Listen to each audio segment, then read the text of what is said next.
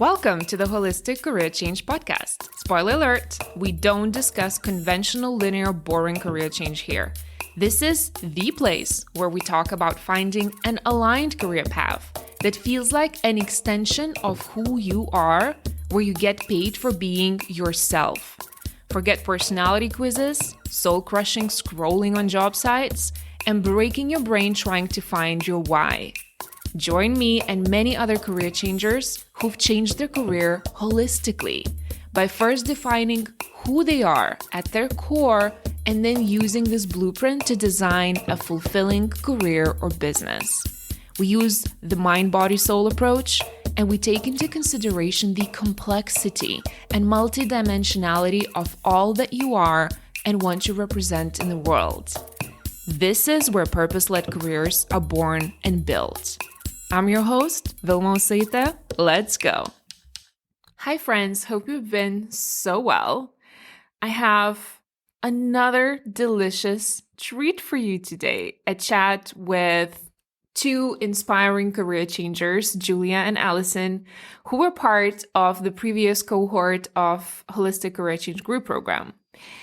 Now, there are so many reasons why I think this episode will be enlightening and inspiring and validating, especially for those of you who are on a similar path of knowing deep in your bones that your current career is not working for you anymore, but not necessarily knowing or understanding how to pivot and where to even start.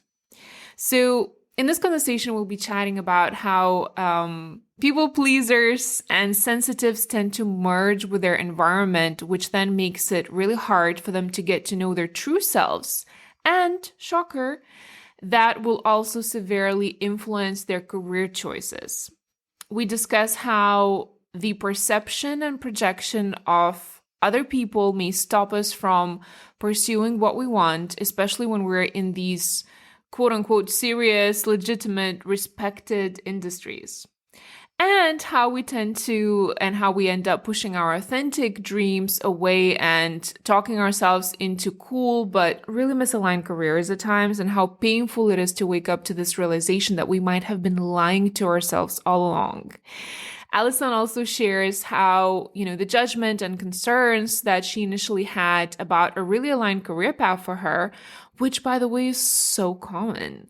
We tend to judge the career book by its cover, and we don't always check for deeper alignment, especially at first. And we'll also talk about how when we're in the proximity of the energy that we want to embody, that may often distract us from actually going after it and making it our reality. So again, another example that Alison is sharing about is how she always wanted to be an entrepreneur, and what happened, she ended up working for startups, and she would work really closely with founders, and she would end up feeding off of that energy that she was actually craving to create in her life, but that almost served as a distraction for her. We'll also talk about how being good at something doesn't mean it should become your new professional focus, which is something you hear me talk about on this podcast a lot. And a big one that often, frankly, confuses people, how there could be several aligned directions that could work for us at the same time, but we need to recognize the timing and the season of when to focus on implementing them. So Julia will be sharing how she was toying with two sort of aligned ideas and sharing how she chose the first one of them to start with. We'll also chat about how the most aligned careers are often too close for us to see them clearly, and how our perception of certain careers are inherited. So we need to question the stories that we've unconsciously taken on. That's where thought work and mindset work and belief work really comes into play. And we'll also chat about how our innate gifts can initially, if we are unaware, feel like curses. And when we don't understand the duality of the gift that we have, it can feel really confusing and scary to actually embrace that gift. And finally, the girls will also share about what surprised them about the Holistic Career Change Group process, and they talk about essentially their highlight reel of the program. Oh my goodness, there's so much goodness here. And as per usual, I really would love to invite you to give yourself a gift to listen to this episode till the end, especially if you've been feeling stuck, because I'm certain that you'll find nuggets in this episode that will be the exact medicine you might have been missing. Enjoy. Hello, ladies. Welcome to the podcast. I'm going to start by asking you to introduce yourself to the listeners. Alison, maybe I'll start with you. Perfect. Yes. So I'm Alison. I live in Ottawa, and my career journey has been a really diverse one. I've always been highly creative, and I began in theater arts. Like that's actually where I really started. And then I transitioned into photography. And then from there, I eventually found my way into marketing. So that's actually where I've spent the past decade of my career. And as I mentioned, I've just always been drawn to creativity. And it took a lot of deep reflection to realize that creativity isn't the whole picture for me. It's just a catalyst for me to be able to express myself and to really kind of achieve and do the things that I'm truly passionate about. And the journey that I took in this program really helped me draw a lot of really important conclusions about myself and the work I want to do. Thank you, Alison. So excited to have you on and kind of dissect your journey a little bit because it was so much fun for me to observe your journey. Yes, definitely. Thank you so much, Julia. Would you like to introduce yourself? Yes. So hi, I'm Julia, and I am from Virginia in the United States, and I am learning that I'm a dreamer with my head in the clouds, thanks to my double Pisces, and my feet firmly planted on the ground, thanks to my Virgo rising. Lately, I've been spreading a lot about spreading good vibes and kind of getting curious to find the magic in everyday moments. And on a mission lately to uncover some of my inner child and play more.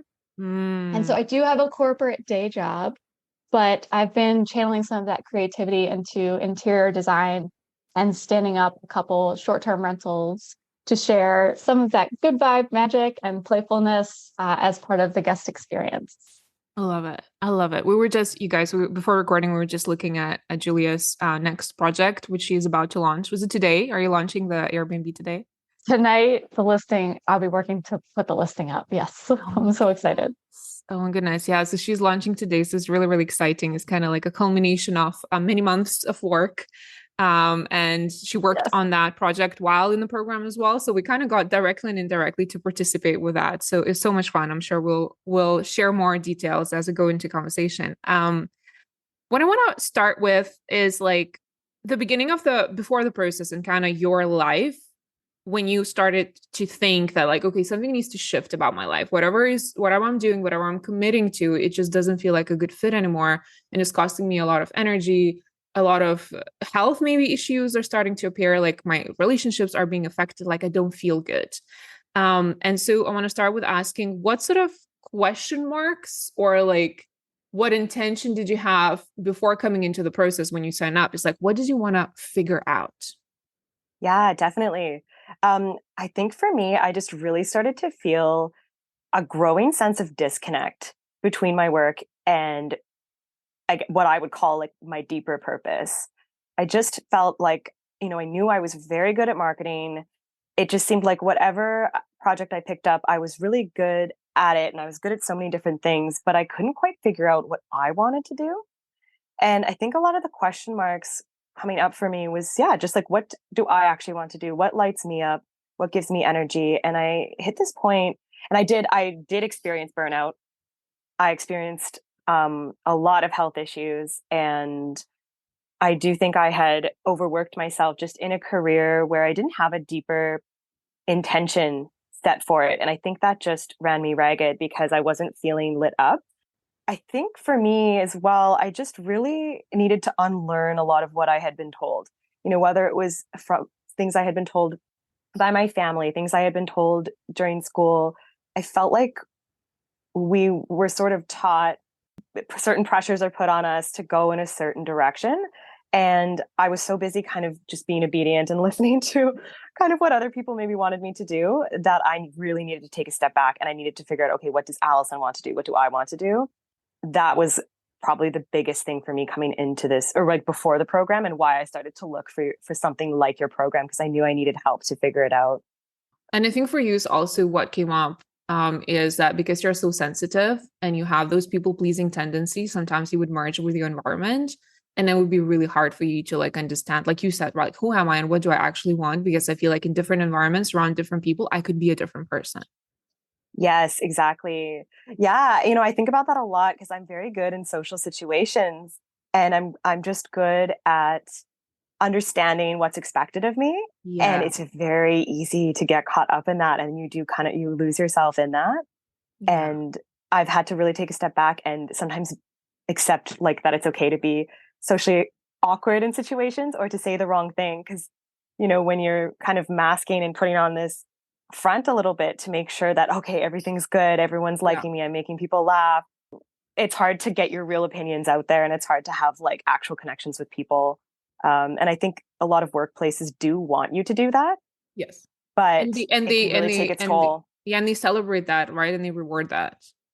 Exactly. Like I was being rewarded so heavily for doing those behaviors because people love a people pleaser. It's easy, right? Who doesn't? Oh It's my so gosh. easy Yes. to be around people pleasers. And I think I love that what you're saying because it's honestly like it comes down to probably, again, our childhood environments we grew up in. And so people pleasers tends to grow up in environments that are not necessarily perceived as safe for them. So that means that what they learn really early on is to scan the room and understand what is needed in order to either change the energy or to not get into trouble or to make someone else happy. And almost like they become invisible then to feel safer. So like that kind Definitely. of merge quality, I'm getting goosebumps. You both have like, do Yeah, you have, I know. I'm like, I'm hearing all the things that you're saying, and I'm all of it. Yes, yes. it's merging with my environment most of my life without even realizing it. Yeah. And Yes, then, me too. yeah, just driven by the societal pressures or validation or what other people might think is best for me. And something started to feel missing. And it was like I could see little glimmers of myself. And I started to get curious that they're like under these layers of all the pressure and everything, there's somebody else. And I don't even know her. And so I felt like I just needed to dig in and understand core, like owed it to myself to peel back some of those layers and see what would show. And so that's what brought me to the program with Yeah. you, Wilma. And like some of the symptoms for sure for me as well were burnout. In the middle of COVID, it really hit. And so there was some light depression, like, and just zero motivation, which I had never felt before at work ever. It was all new. And so I realized that I needed to shift. And it was kind of like I put new in the midst of depression and burnout, I put new glasses on and I started to see like, oh my gosh, did I make any decision up to this point? I don't know. I don't think. That's so scary, right? Like to arrive to that Yeah. realization of like, oh my goodness, who's been living my life? I don't think it was Right. me. But it's Yeah, good. like It's living on good. Like, autopilot. yeah, Yeah. autopilot, but it's good to arrive. Acknowledging that is a very important part of healing and reclaiming the power. But I think it's just really hard to see that. Like, Yep. okay, I'm not sure who's been in the driving seat. And so, Julia, for you, because you came into the process, you kind of have an idea of like, okay, I love interiors, I'm creative. I kind of have this one Airbnb. What else do you feel like was missing for you to be like, okay, I kind of have an idea. Let me just do it. I don't need any program. Yeah. I was so drawn to your podcast Hmm. during COVID. Religiously listened, and there was a gap where you didn't put out some for a while, and I was Oh like, God, girl, I'm like a random like full moon. Like you don't even know. Like no, I love it. I love it. I love it about you. So there was something in the way that you approached it that felt like something I needed. And I couldn't think or articulate exactly what it was at the time, but now having experienced it, that the holistic approach and foundational piece to the program, that first month of really understanding my body's reaction to things and doing the thought work and energy clearing, all of that I didn't know I needed, but was the most important part for me. And so, something in listening to your podcast, I knew I had to come back and do this in order for me to really transition fully, even though I did have a path, like you said, kind of an understanding of a direction that I wanted to go immediately. I wasn't in tune with my anything beyond like Brain. I wasn't in tune with my body, my energy. Yeah, my brain was the only thing that was driving at that point. Yeah. And I Yeah. think for you is like when you started, also just to reflect back from like my perspective, was that you didn't fully trust yourself. And on top of that, right, because I listened to you, I was like, well, you have a path, right? But you didn't trust yourself. And also, I think you're extremely terrified of how you'll be perceived by other people, right? In those kind of more conventional circles or your current workplace of like, okay, if she actually goes off and just starts this Airbnb empire, right? What will people think? Can you talk a little bit more about that? Because I think in the process, you kind of started letting go of that a little bit. Yes, 100%. That was, like I said, I feel like I've been driven by validation and what others felt was best for me and didn't really realize how much that was driving. And so when I took a step back and thought about making a decision for myself and really understanding what I was interested in, it was so freeing. I would have to shift like my whole way of being back to centering it around what I thought and felt and needed. And through the program and some of the thought work, digging into that.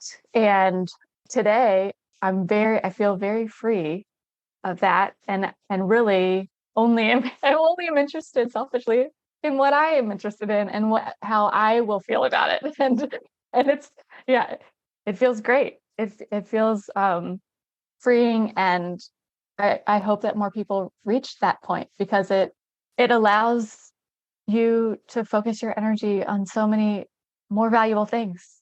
It's so heavy when you carry other people's Yeah. It's very needs liberating, isn't around. it? Yeah. Yeah. It's Yeah. liberating to remove that weight, and I'm happy that you managed to do that. Alison, actually, for you, I also wanted to ask, I don't know if you feel comfortable with sharing, but I know that like in the marketing career, even though you're extremely good at it and you knew that and you got validation, like there were like a string of things that were happening where you were kind of like either let go or you would lose like a job, right? And you were very confused by it because you're like, well, I'm getting all the validation. I know I'm really good. Like, what's happening? Can you talk a little bit about that?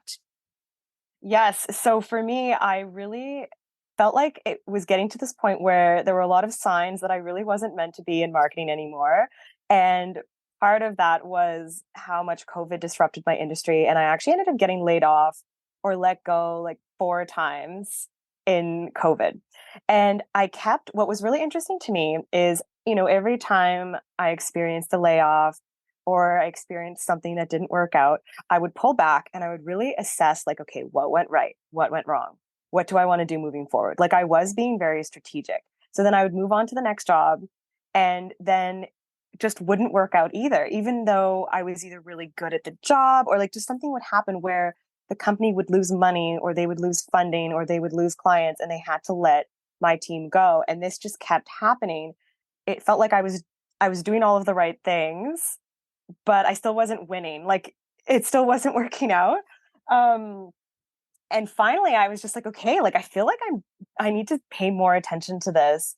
And the last time I was laid off, I had hit burnout at that point anyway. So I was really, really sick and I was actually getting ready to take sick leave and then I got laid off. So it actually worked out because I got severance. So during that period of time, that's when I really had to pull back and I had to really start reassess more than just marketing. Like, I had to start saying to myself, am I even doing what I want to be doing? Like, why am I doing this? Like, I felt very lost at this point.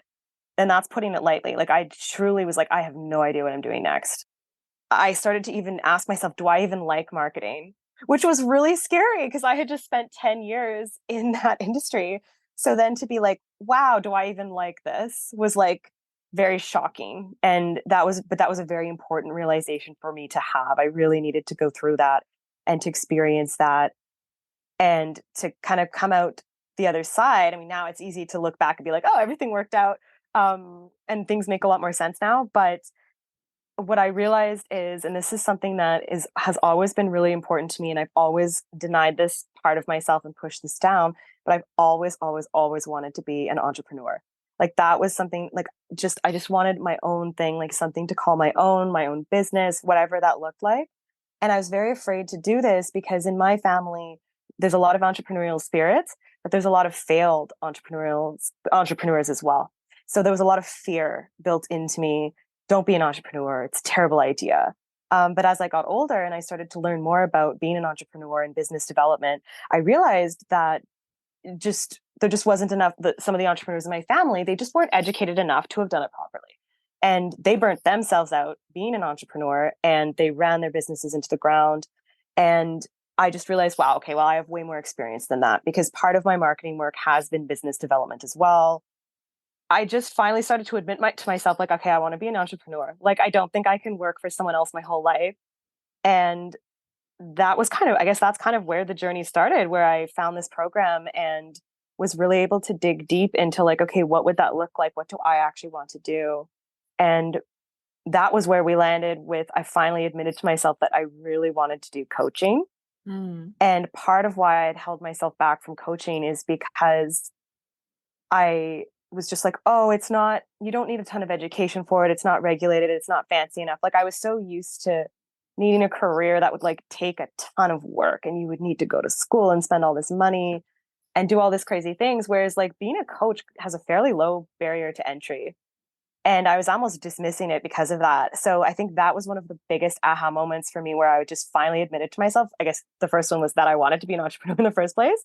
And then that I wanted to be a coach, even if a lot of judgment comes, like people can be judgmental of coaches, right? Well, the ones who have not experienced or who've not had a good experience, I think these are the ones who are usually judgmental. And I will definitely go into the coaching piece, but there's just so much that I want to like pause and kind of package Yes, up because totally. I it's so said a good. lot.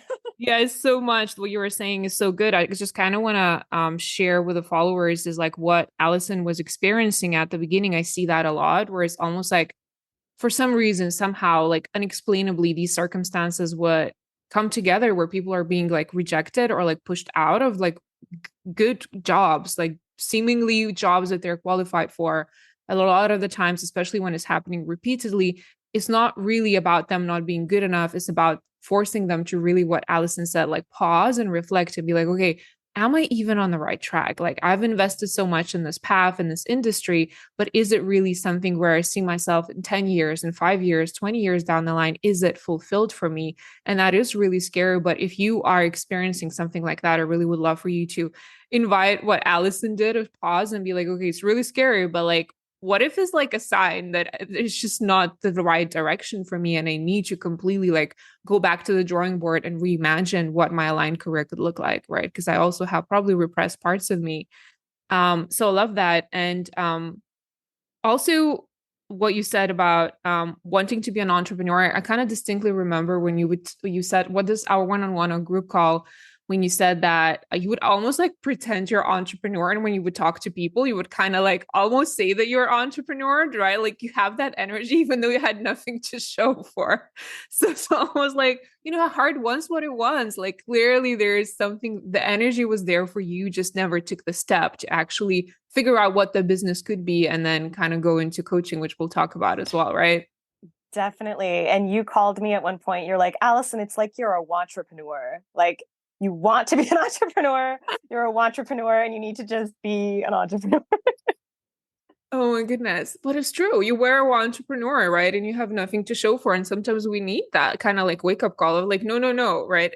It's kind of like me, because I do have like a location independent business at this point. And I could travel so much more. And I always like say like, oh my gosh, I travel all the time. I don't. I don't travel all the time. I need to call myself out. I could do it so much more than I do. But it's more like, then I need to go in and be like, okay, why am I not doing that? Right. So I need to do some inner work and like clarify. So it was the same for you. Definitely.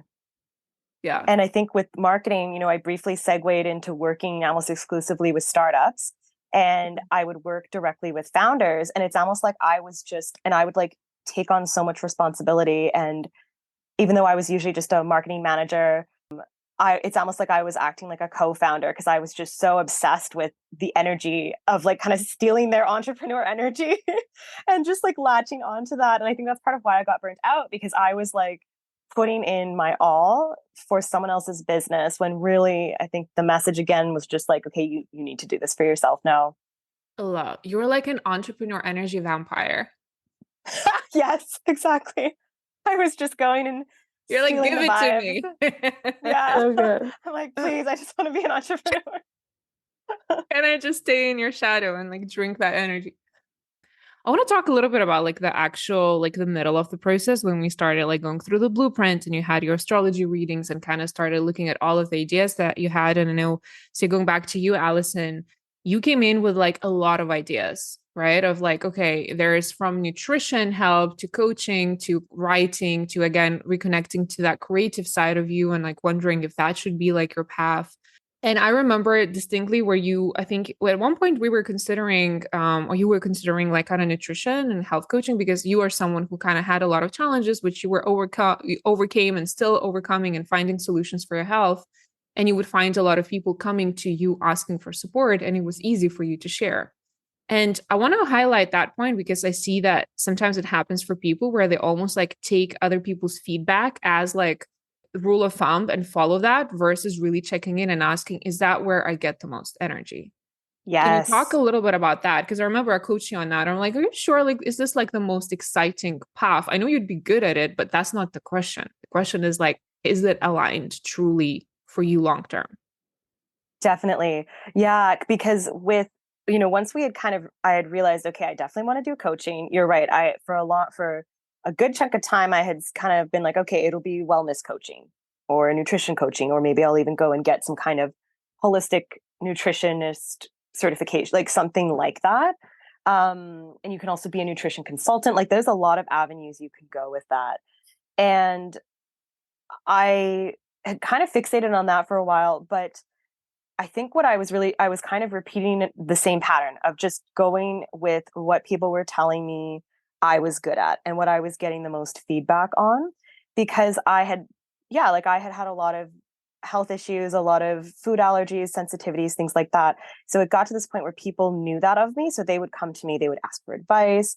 But I realized, through this process, when you gave me guidance to kind of check in with myself, I realized that I still felt it was draining. Like I did not feel lit up by it. It didn't give me energy. I felt quite drained to talk about that with other people. And I think I just realized that my passion really lies in looking after my own health and my own wellness. But I don't know that I can do that for other people. I think the love of that because I really do love it.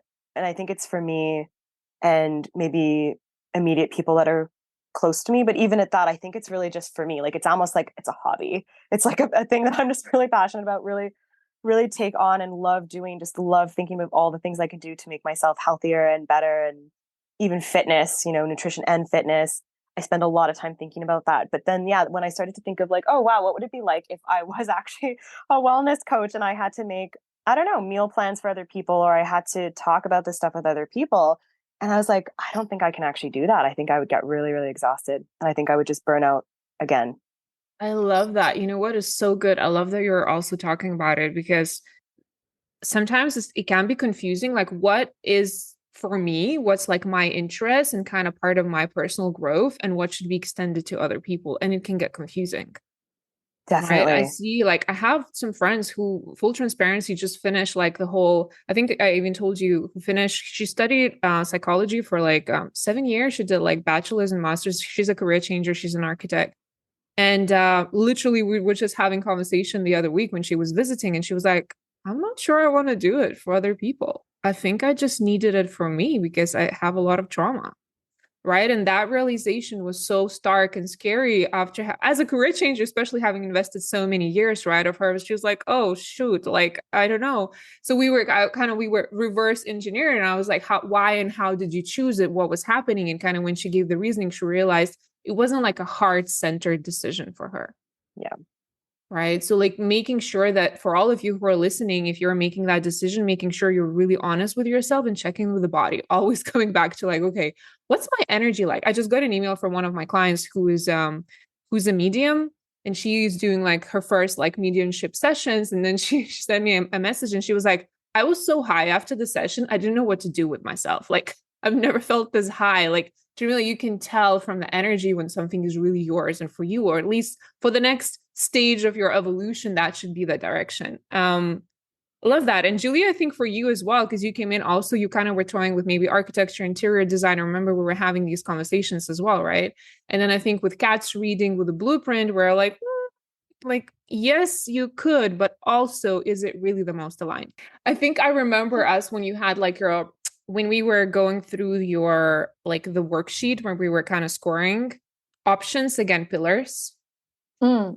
Against pillars. I think you had there like architecture, interior design, if I'm not mistaken, Airbnb, spiritual work, right? Because you're as a double Pisces, you can go creative or you can go spiritual or you can do both. Right. So we were kind of toying with those options, but really when you compare them against your pillars, what turned out, at least as the next most aligned stuff, is to have your own business and have the freedom and have the creativity, right? But not necessarily go full blown spiritual career. Right. Like my client who's a medium, right? Yeah. Do you remember about that? Like how the dots connected? Yeah. Kat's reading was amazing. And it provided some clarity in a couple different ways. The life path as well, looking at that. But I think when I had my list of all of the different directions and ideas, architecture and engineering, I think it became clear that having my own gig was the way to go as I looked at the different pillars and my values and things that were most important to me. Independence, I think, came out actually in Kat's reading.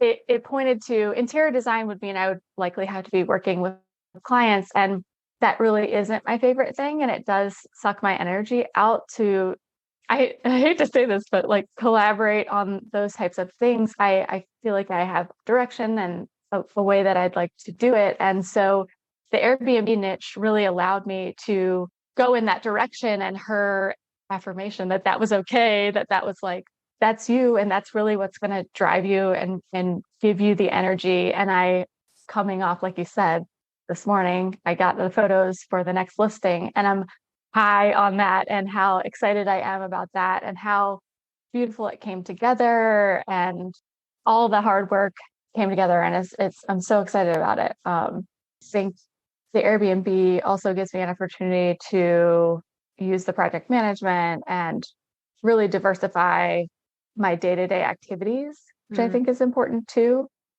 Like I'm not doing I'm maybe working with an insurance broker, or I'm scheduling a handyman, or working with a cleaner, or doing inventory in addition to all of the design parts. And I think that balance is something that I really needed and came out in my blueprint as something that would build me up and feed my energy. Love it. So it's almost giving yourself permission to want what you want and not trying to convince yourself that like this other path that maybe sounds like cooler or whatever is actually for you, like architecture and interior design. It's very cool, but really has a lot of specifics, and the behind the scenes is not that glamorous, and it's really not aligned with a lot of people. Yeah, it definitely did not show as alignment once I looked closer. I love that. And also I think we talked about spirituality for you. And then I think we also had that conversation of like, well, at least right now at this stage of my evolution, or where I'm at, where I'm still transitioning out to still have a full-time job, working with clients one-on-one, or kind of like developing my spiritual gifts or tarot energy, whatever, doesn't feel the most aligned either, and being okay with that. Yes. And I hadn't dabbled much in it, and it had come up actually. I had my first tarot reading in Denver, and she actually said, you should explore this. And then when Kat's reading also said, you should explore tarot, I was like, okay, two different people. I just think it's not immediate. Like you said, there's opportunities maybe in the future to explore it. And it's exciting to know that it's kind of something that I can tap into. I think it would be more energy draining than energy giving. And I'm okay with that. And so again, it's almost like allowing yourself to pace yourself. Because again, a lot of the times when we're changing careers, we want to like do it all at the same time and do it quickly and kind of leave the job and just get me out of here, right? Energy. And I think there's a lot of like value. And I think I told you, all of you, the whole group repeatedly, is like constraining is really important when it comes to your time planning, when it comes to even down to sometimes relationships. Alison, I'm not calling out. I'm calling out a little bit though. Like, right. And like when you start dating and it's almost like that unconscious pattern of wanting to distract yourself because you know you need to make serious decisions. And sometimes we're not ready to make them. So we'll find ways to kind of distract, get overwhelmed, or so on. And then we have a legit reason why we couldn't make a decision, for instance. So constraining and being intentional with the projects, the time, the people, I think is very important. Alison, do you want to add on that? You don't need to comment. This is just something that I talk a lot about on my podcast as well with relationships. Sometimes that come in the way. For sure. Yeah. And I think I agree. You have to be really careful what you're prioritizing with your time when you're making these decisions. Because one particular ex was just like bad timing. And I think I remember you even said, you're like, I could tell something was going on. And I was like, yeah, because it had gotten toxic pretty quickly. But you also learned a lot from that. And I think in many ways it served you, because I think you got a lot of good takeaways. And I think what we could celebrate is you managed to like close or leave that relationship much sooner than you would have in the past, right? Because you're like, no, I see the patterns clearly. And that's showing me, right, like what I want, what I deserve, but also, and we'll talk in a bit of like what kind of coaching you chose, because it was very much related to relationships. That's true. Yes. Yeah. No, he was a teacher. And I think we talked about this, like people come into your life and, maybe they're often, they're here to teach you something. And I just had to try to accept the lessons and move on. But you're right. I saw the patterns really clearly. And in the past, I would have wanted to wait for more proof. And this time I was just like, nope, I don't need more proof. I trust myself. I see the pattern. I see where this is going, and I need to just end it. And I need to just walk away. And it was just the biggest weight off my shoulders ever. And I think you and everybody else in the group commented that I just seemed like a totally different person when I showed up to our next session. And I just knew it was like the right decision. And I was really proud of that. And I was really proud of myself for how I dealt with that situation. Yeah. Meant to happen, right? It's just like, it's not that we can avoid going out and having fun with other people, but it's more like, okay, if you see that this is misaligned, like how long are you going to stay? And can you actually like collect your toys and leave if you feel like this is not an aligned future for me, or he's not, or she's not like, adding to my life. Anyway, I want to definitely talk about like how you guys arrived at the decision and what you're doing now. Before that, do you have like, or do you want to share any sort of lessons, breakthroughs, maybe that were unexpected for you as you were going through the process? Because the process is long, it's 5 months. There's a lot of ups and downs. It was never stable, right? There were times where you were high energy and excited. There were times where you didn't want to do the love work. I know, Alison, for you, I think you're such a good example of like, there were times where you would withdraw a little bit because there were things happening in your life, but you would come back and you would kind of like catch up and do the work and essentially you got what you came for, right? Even if it wasn't a very linear journey for you. Julia, maybe do you want to start? Sure. So I feel like looking back at the full duration of the program, I was pretty even keel through it. I definitely had some lows related to my current situation at my job and just not being able to show up without it sucking all of the energy out of me. And so some of the techniques that you provided to relieve that weight and just lessen the burden of the day job so that I could try to keep it neutral, it allowed me to save space for the work here and then some of the Airbnb and short-term rental work outside of my day job.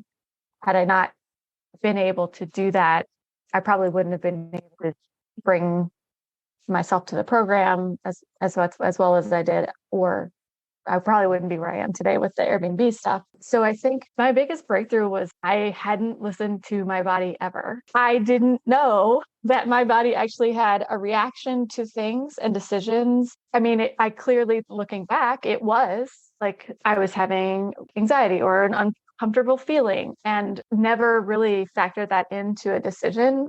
Now has been taken into decisions inside work, outside work, personal. It's been really helpful to understand how my body reacts and walking away from a situation and reflecting on how I felt in that situation. It's been just now an amazing tool. I love that. It's such a huge one, isn't it? It's kind of like realizing, okay, I actually have all this guidance system. One of the exercises that I gave you, it is called internal navigation system, is your inner GPS that actually can guide you through life with a lot of decisions. And I think also for you and maybe for Alison, the way that I've seen you like through this process was also that, even through the like maybe blueprint and kind of journaling and the readings that you got, it kind of gives you a map of like who I am. And then you can always go back to that map and be like, okay, I'm not crazy. Okay, this is something that I can understand why maybe I chose my previous careers. I can understand why I made certain decisions. And now that I'm equipped with this context of who I am, it's just easier to move forward and navigate through life, right? And also there's just more acceptance, I think, because sometimes when we learn about ourselves, like I remember when I first got my chart reading, and I would always be like this, I would be shamed for being selfish in relationships and sort of my decisions. But then everything in my chart, half of my planets are in the first house, which is like a house of self-expression, the house of me, because my past life was very much Libra energy of like kind of compromises and being diplomatic and kind of being sort of motherly energy. And so this lifetime, clearly my soul wanted to have the complete opposite experience of kind of like what you said, Julia, of like, I'm not good with collabing because I'm like, I'm not here to collab. Like this lifetime, my soul is like, I'm done with that. Like you guys, I'm done being diplomatic. And even in my coaching, like Lauren commented yesterday, she goes like, well, you would call us out quite a lot and we enjoyed that. And I'm like, yeah, but that's literally, I needed to accept that about myself, that it never comes from a hard place. But that's kind of my medicine can be sharp. And I should not be ashamed of that. And I should not like, put myself down. Like, the people don't always like it. And it's true. There's time and place and containers where you should be like that. You can't be like that with your friends, right? Just learning about yourself a little more, getting that map also is healing, isn't it? Like, what do you guys think? Oh my gosh, yes. Oh my gosh. But yeah, that is the other aha of just peeling back the layers and understanding who I am and what drives me. And it goes back to being driven by everyone else's opinion and perspective and what they think is best for me. Now understanding that I have a clear picture of what is best for me, and that is going to drive my decisions and my direction. And some of them feel controversial or uncomfortable. Realize now that it's okay. And again, that's freeing. Freeing liberation gives you more options. You can play more, you can be more authentic, and then you can attract people who love the authentic you, not the people pleaser you. And that's another, I think, side of the really, because the relationships will change for all of you as well. Alison, you are nodding. Do you want to add? Definitely. I like what you mentioned about how when you're like finally attracting people who actually like your authentic self. And that's probably one of the biggest benefits I got from your program is I walked away completely, like I just feel like I was a completely new person. And I went out, and the people in my life now, the support system in my life now, they actually like me for me. They like my authentic self. They do not expect me to people please. And it was very jarring at first because when you meet people like this, you literally can't people please them if you tried, because they won't let you. True. So true. Because you're Yeah. like holding you accountable. Yes. They're like, that's BS. Like, not Exactly. gonna Like fly. I can't exactly. Like I have, you know, two really close people in my life right now that there's no fooling them. Because when you're people pleasing, there is this sort of level of like you're reading them, you're reading the room, you're reading the energy, or you're trying to predict what they want. And I just can't do it with these people. I've tried, and it just has failed. And now I'm like, okay, cool. I guess now I just have to be my authentic self, which is very strange for me, but very freeing and kind of confusing. But I think it's made me realize, okay, I actually broke a pattern now, because now I have actual authentic friendships and connections, and a support system. And I love it. It's amazing. Isn't it amazing? And then you realize that, when you have those inauthentic connections, nothing is wrong with that. We all had them. We still have some of them, right? And we'll forever have them because they're your teachers, like you said, Alison. But like when you do meet authentic connections, you realize it's not the quantity, but the quality.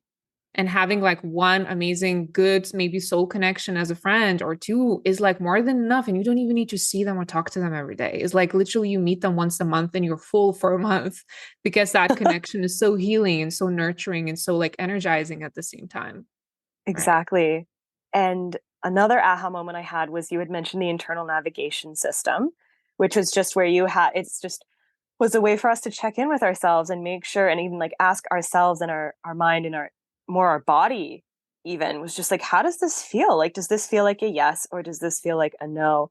And what I realized was, I really was raised in an environment where I could never just make a decision based on what I wanted. I always had to think, what do these other, important figures in my life, what do they want? Like, I had to go through this like hierarchy almost of like, okay, cool, I'm making this decision. What would this person think? What would this person think? What would this person want me to do? And it's exhausting. And then, the more you do it, the more people expect out of you, right? And so then they are also the accountability system, because every time you would want to go back, like you said, to the old patterns of people pleasing, they would be like, they would call you out. They'd be like, are you okay? Like, what's going on? Yeah, they'll be like, what are you doing? Why? Doing that does not sound like you. That doesn't sound like the new you. I love it. I love it so much. I want to also kind of go and visit the topic of Alison, for you arriving at the relationship coaching, right? Because you mentioned that coaching and it was relationships. And I feel like for you, as it is very, very common, by the way, because you came in, you claimed officially, or your conscious brain was like, I have no idea what I want to do next. These are all of these interests that I have, and I don't know what to make of them. Is it a portfolio career? I don't know how to go about it. And then when we did the work, then you had the reading, when you had the blueprint, and we started having conversations, we realized just how much relationships were at the forefront of everything that you do. And you are very relationship oriented.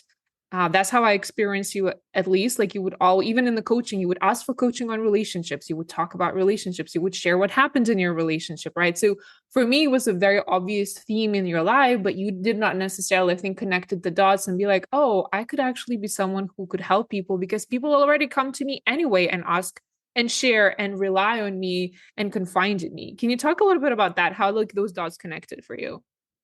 I think one of the biggest, like probably the biggest aha moment in the program was just realizing that.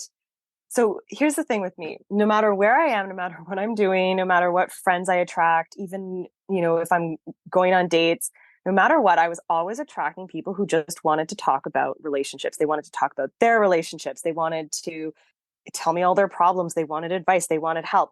And it got to this point where it just happened to me so much that I assumed that this is just what everyone experienced. I'm like, oh, great, cool. We're all just walking around, and I'm sitting on a park bench. Some random person sits beside me. We start chatting. It immediately segues into like them telling me about their relationship. I just was like, okay, cool. This is just what people do. Like, I had kind of lost it happened so much that I had lost like the sense of what is actually supposed to be happening in conversations. And I remember saying to you once, Vilma, I'm like, yeah, like people always talk to me about their relationships. Isn't that, I'm like, don't you experience that? And you were like, no, I don't experience that. People don't talk to me about their relationships randomly. Like, I don't have random people coming up to me talking about their relationships. She's like, but you had said that you did have people coming up and talking to you about their careers, Always. which is exactly what you're doing now, right? So finally it started to click for me. I'm like, oh, and I had even shamed myself because I was like, oh, there must be something wrong with me that I keep attracting all these people who just want to like dump their problems on me. Like, I must be doing something wrong. Because that's what your mother told And you, wasn't it? Wasn't like something I think your mom exactly. told you? Yes. Yes, it was something that my mom told me because she experiences the same thing. And I believe that she's also meant to be some kind of coach because she is very wise, but she always saw it as a bad thing.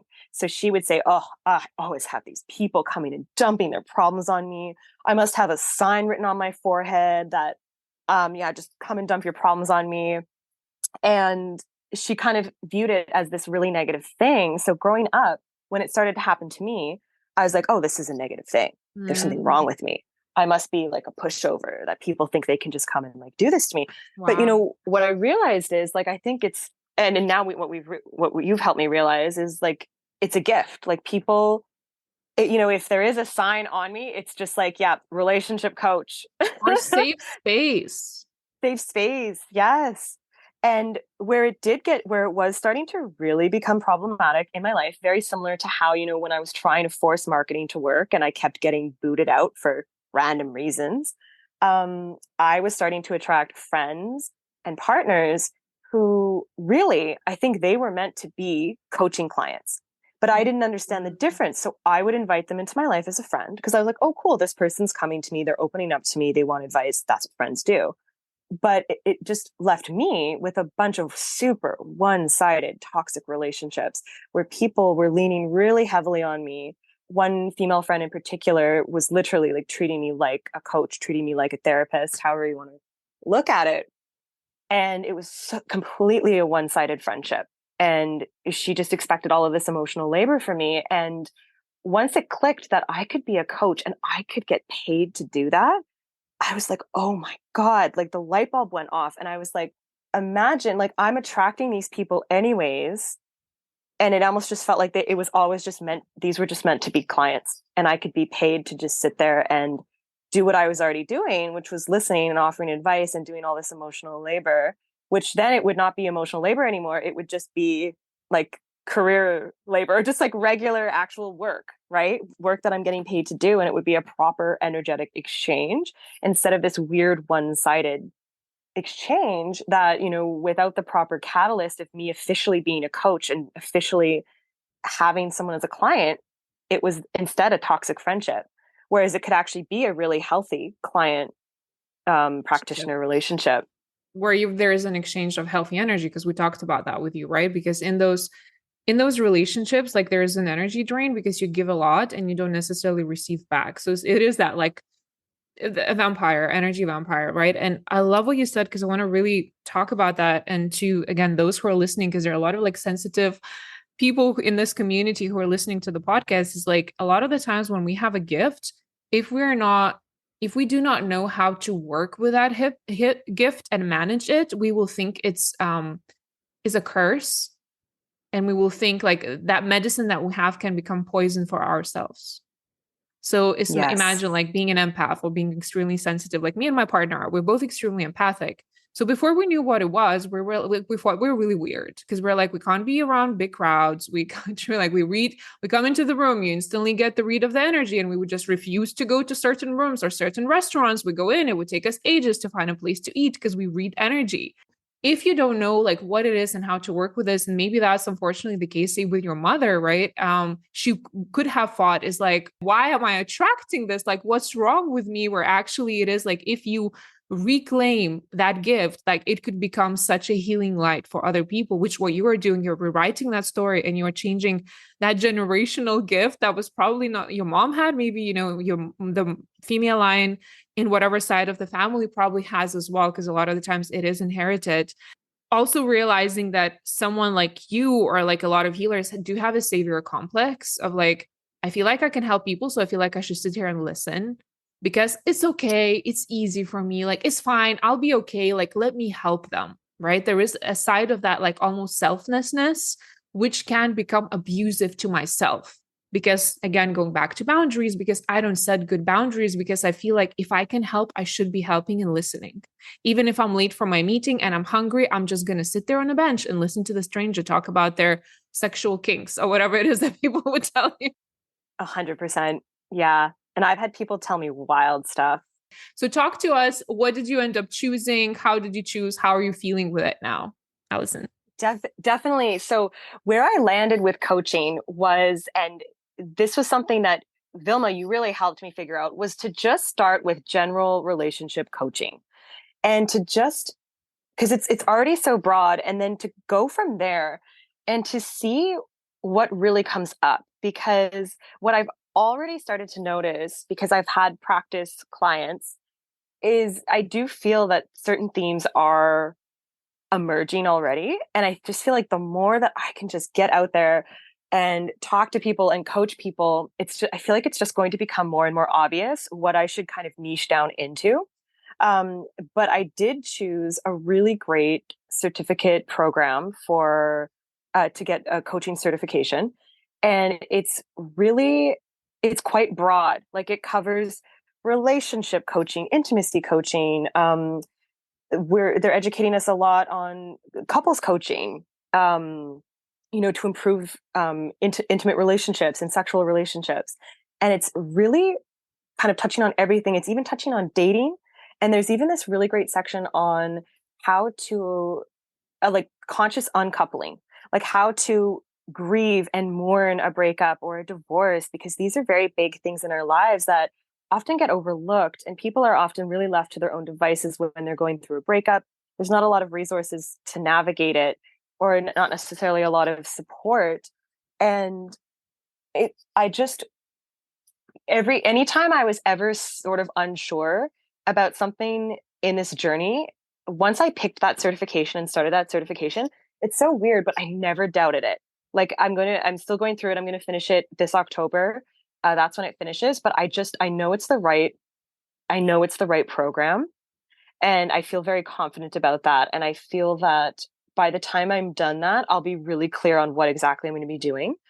And I still feel like there could be an element of wellness that I wrap into this, because a lot of our physical wellness is so important to our relationships, to ourselves and to others. And there's a lot of things you can even do to just make sure that you're looking after your body and you're making sure that it's as healthy as possible.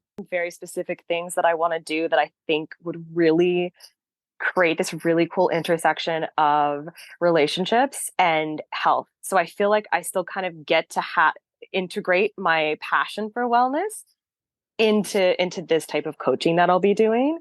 So I'm really excited about that. Wow. Just don't wait for too long. I'm trying really hard not to coach you.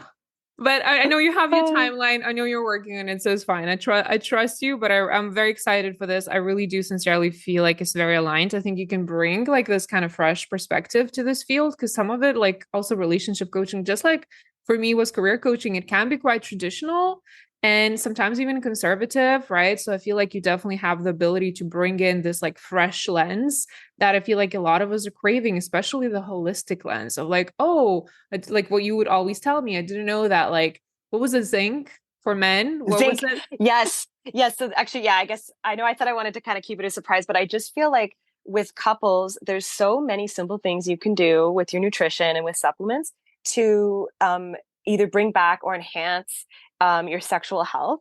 And one of the biggest ones that people just that gets overlooked is zinc for men. Like a lot of men, as they get older, they hit 30, their sex drive goes down. They're just deficient in zinc. Like that's all it is. They just need Yeah. to take a zinc supplement. And I've seen it happen multiple times now. And because zinc is literally the precursor for testosterone. Like you need to have that mineral. And There you then go, for ladies. women, Take notes. magnesium. Yeah. And then for women, magnesium. Like I promise you, you need magnesium. So I do feel like there is this really cool intersection that I can do of couples coaching, relationship coaching, but also bringing in that wellness aspect and just helping people get their health back on track. And usually the solution is very simple. So I love that you're also like Exactly. talking about that. I think you're going to be phenomenal. I can't wait for you to start. I'm excited. Julia, Thank can you. we talk a little bit of like what you have going on? What's your plans? What's your future looking like? For me, immediately tonight, I will launch the second short-term rental. Uh, and I do still have my current day job. And I am hoping that over the next 6 to 8 months or so, I'm starting to figure out what transition or just a reduction in the day job would look like. So I launched my first one a year ago, and a year feels like just enough time for you to forget how crazy and exhausting and everything is about standing up a short-term rental. I love every aspect of it, but it's like I'm at the tail end and I'm like, okay, I don't want to order anything else. I want to see a box for a while in the mail. I guess through the blueprint and through Kat's reading, my path being a meandering path is something, it's always really been a pretty linear path, doing the things that felt like the next iteration, elevating up in my career. And so moving to a more meandering path and being okay with that and kind of just seeing where this takes me and being more loose in my vision and path, and being okay with that, I think is where I'm at. There are a couple different variables, like personal relationship variable and obviously the career variable, some financial pieces as well, where I could potentially sell a property that I own and go international, or I've been looking at pocket neighborhoods or small or tiny home neighborhoods. There's a lot around Airbnbs and the impact it has on the housing market. And there are many people that are not even able to get into a home and they're stuck renting. And so transitioning to something that would have a positive impact on the housing market, and either building homes or supporting buyers getting into their first home and figuring out what I might be able to do to support that. I've tapped into a little network of people that are starting to do some of that type of work. And Kat also in the astrology room thought that foreign investment might be something that I would pursue next. And I'm very excited about that. And I know you love Portugal, Vilma, and I have looked in Portugal. And Costa Rica is another one that has bubbled up. And so that's a very exciting and interesting direction that I could go in the next year. Definitely dialing down on my day job, leaning a little bit more on the income that's coming in on the 2 short-term rentals, and then figuring out kind of what the next big thing is. I've had a little bit of a break. But also, it's like, I don't feel like you're all over the place. It's like you've been launching the second property, right? So Yeah. you've obviously been focusing on that. So you should not think about the future yet, because that's a waste of energy. Like, that's almost not being efficient Yes. and intentional with the energy. You want to just focus on what is. And once you're rested, you can come back and be like, okay, what feels like the best decision for me moving forward? And I want to share with the listeners, like, a big part of also what we do, especially towards the end of the process, is transition planning and talking about timeline and talking roughly, at least like what Julia said, at least rough next steps and rough timeline. Because what I've seen happen, sometimes people identify a line career and then they kind of relax, and then a year pass by and they're like, well, I guess maybe I should start thinking about it because I'm getting even more miserable at work. So my job was, as much as possible, to remind all of you, is just like, yes, you finished the program, take a break, rest, celebrate yourself, but also keep yourself accountable, or create that accountability systems and communities for you now to start implementing what you learned. Because if you do, you can transition in the next 6 to 12 months. Not a problem at all. It's so realistic. And I think, Julia, for you, I'm so glad that you came on the podcast, because I feel like Airbnb businesses, to your point, it has sort of a bit of a negative impact, not just US. Like, I've just came back from Portugal.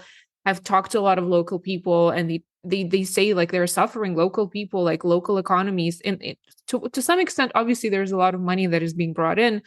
Another part, people are being pushed out of their homes and they can't afford to live in capital cities and beautiful places. So I understand this is like sort of a double-edged sword. Yeah. I get it.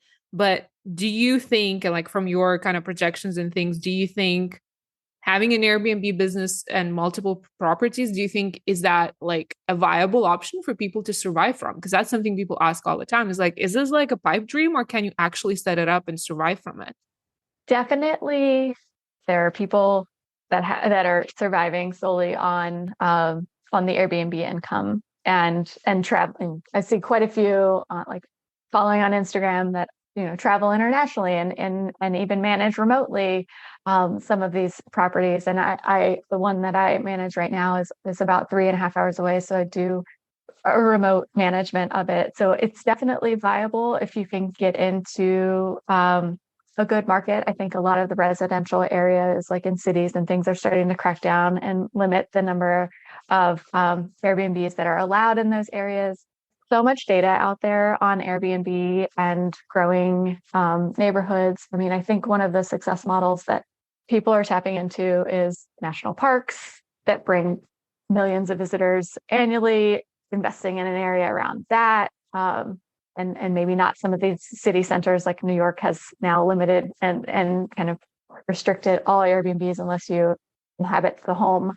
If you can find those markets and can afford to buy in, interest rates just recently have gone down slightly here, but people are doing it. And if you live within the means, I think probably with the second one, if I cut back on my spending, I could probably live off of it. But like you said, let's not settle for that, and let's settle for the lifestyle that you have today, and kind of bring in the income that making sure it really replaces the income that I had today before I do the transition.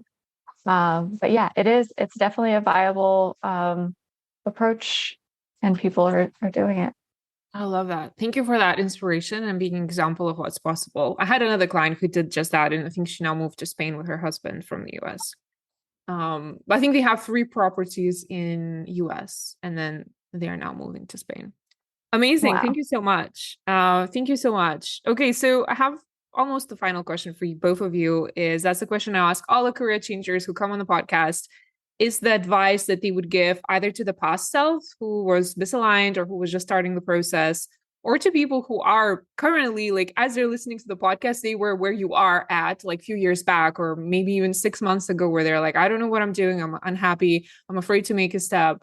What do I do? Like, what advice would you guys have for them? Alison, maybe I'll start with you. I think I would tell myself or share with people who are where I was, is just to really like trust your instincts and embrace the journey. I think what I realized is I'm way more capable than I realize. Everything I've done so far has prepared me for the next step. And sort of this mindset of like, oh, can I do this? How can I do this? But really, you're already doing it, right? Like if you're already at this phase, like you're already doing it, you just need to keep going. And for me, I was very much like, just don't be afraid to lean into your natural talents, which I think was my biggest takeaway. Don't dismiss those natural gifts, those natural talents, and really tune in and pay attention to what really lights you up and what gives you energy. Because after my first practice session with a client for relationship coaching, and actually, funny enough, Julia and I had we did Oh, a that's right. practice I was session. thinking, I was like, there's a reason why you got paired for this podcast. It's the same for Linda and Lauren. We were having a conversation, and I was like, oh, now I get it why universe wanted you together. Same for you guys. Yeah. It's so perfect. Yeah. Because Thank after that you. session with you, after that session with you, Julia, like it was such a high from it. I was on top of the world. I was like, this is what I want to do. Like, I had to pinch myself and be like, I could get paid to do this. Like, this is crazy amazing. Like, it was sensational. And that really helped me figure things out, because I didn't feel drained. I didn't feel taken advantage of. Like, it was just this proper energy exchange of, a very healthy client and practitioner, like energy exchange. And it was amazing. I think just in general, like even if the path feels uncertain, to just, keep going and find that thing that lights you up. That would be my advice. I love that. Like just take the next step and then you'll figure out, and then the next step and they'll figure out. That's how you'll walk those thousand miles, right? Of just taking one step at a time and figuring it out. This is not what we were told, but Exactly. this is what we need to unlearn and relearn to kind of trust. What I would always say to you as well, trust the process. This process, your inner process, the process of the universe, this all a process, it's all a journey. Like the more you lean into it, the more fun, the easier it becomes. And I love what you said about leaning into the gifts and talents, because I feel like these are the parts we take for granted. Because to your point, an Yeah. example of you were like, well, isn't everyone coaching on relationships, right?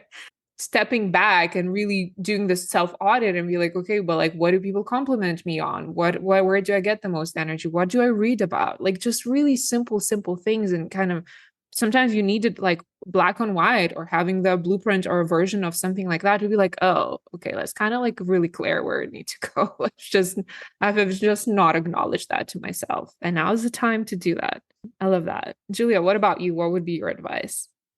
My advice would be you really don't have anything to lose and you have so much to gain in clarity about yourself, setting a new trajectory, validating something, like you said, Allison, kind of something you already feel and already know. And we can change the stories that we tell ourselves about who we are and what defines us. And that was something, Vilma, that you have control of the narrative, and your journey is yours, and you have the power to really define what it looks like. So you're not going to regret prioritizing yourself, your mind, your body, your spirit, your energy. You won't. I love that. That's true. We own the narrative. I love that. Amazing. Thank you so much, ladies. Do you want to share where people could learn more about you and what you do? And also I'll add the notes in down below in the episode notes, but also you can just share it out. Julia, would you like to start? Yeah. So my 2 short-term rental accounts are managed by my design and management Instagram, which is at Tree of the Valley on Instagram. And I'll have both the listings in the bio there. And I'd love to connect with a network of women who are seeing the world through this holistic, spiritual, kind of witchy, grounded lens, and just trying to make a positive impact on housing and home building. I love that. So everyone, to all of you who are listening, if you're into Airbnbs and kind of wanting to do it differently and kind of dysregulate and disrupt the market a little bit and bring in the holistic lens and sustainability and giving back to the communities and the planet, make sure you reach out to Julia, because I think, I think we talked about it. I sense that there's a community for you in there. So hopefully you'll find it. Thank you so much, ladies, for your energy, for being open, for being honest, for being part of the process, for doing this for yourself, for past self, future self, all the selves, and also for becoming the light for other people, hopefully inspiring other people to follow their passions, their dreams, and kind of take this seriously, because you see what happens when you start taking it seriously and intentionally working on this new chapter. So thank you so much, ladies. Thank you. I hope you found this episode validating and inspiring. And if you're someone who's been feeling the urge to find a more meaningful and aligned career, I'd like to invite you to join the Holistic Career Change Group program. It's a group coaching experience that will help you find a new, exciting, purpose-led career or business that is specifically designed for you and will support you with your career transition. It's holistic, practical magic and career strategy all in one. If you'd like to learn more, I invite you to check the program details in the show notes. Let's make this year the year when you finally find your purpose.